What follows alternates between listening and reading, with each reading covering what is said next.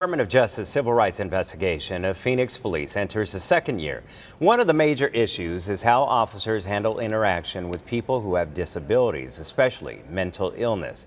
ABC 15 investigator Melissa Blasius spent months looking into one such case involving a man with a water gun near the I-17 in Northern. And she shows us how the confrontation escalated and why the man's family is now suing Phoenix police.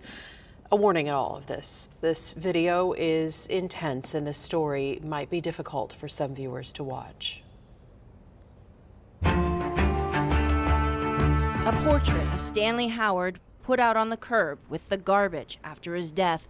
The front of his apartment riddled with bullet holes. His brother devastated. When he was younger, I looked up to him kind of as an idol. He was very intelligent.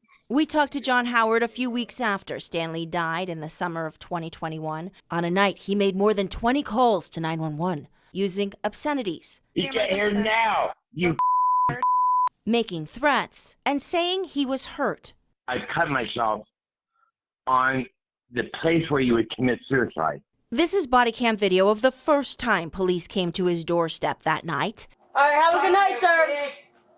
You pig. Have a good night.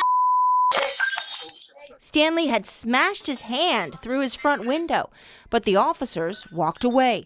After Stanley continued to call 911, officers came back a second time and a third, that time with 2 additional officers trained in crisis intervention.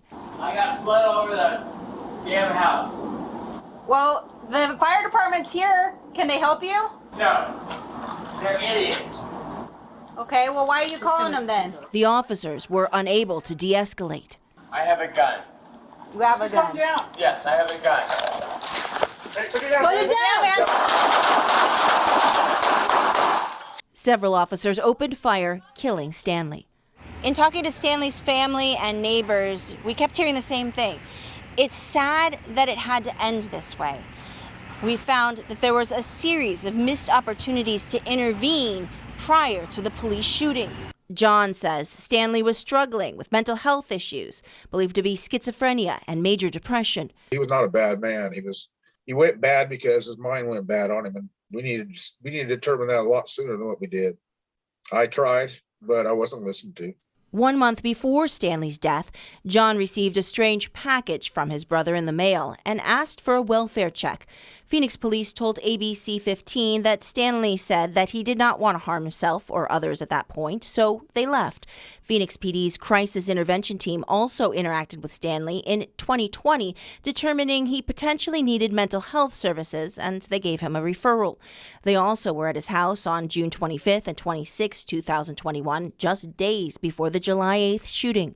Back off, guys, let's go. As Stanley lay bleeding in the doorway, the officers back away and regroup. Can we still see the gun? I can't see it, Sarge.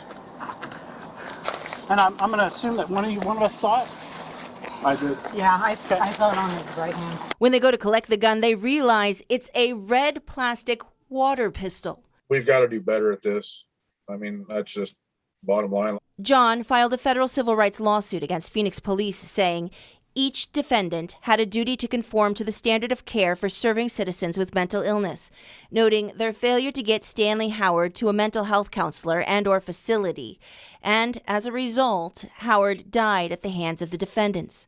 Mentally ill people have a right to be free. But John's lawyer says that changes when someone says they're trying to hurt or kill themselves or others. At that point, society needs to come in and protect others and protect them from themselves. When you look at that video, Stanley was saying the magic words over and over again, "I'll kill you. I cut myself in the spot where we commit suicide." Although the officers were cleared of any criminal wrongdoing, an internal investigation continues, so Phoenix police declined to discuss the details of the case. Meantime, Stanley's brother wants better police training so officers can coax people into treatment instead of more deadly consequences. I'm investigator Melissa Blasius, ABC 15, Arizona.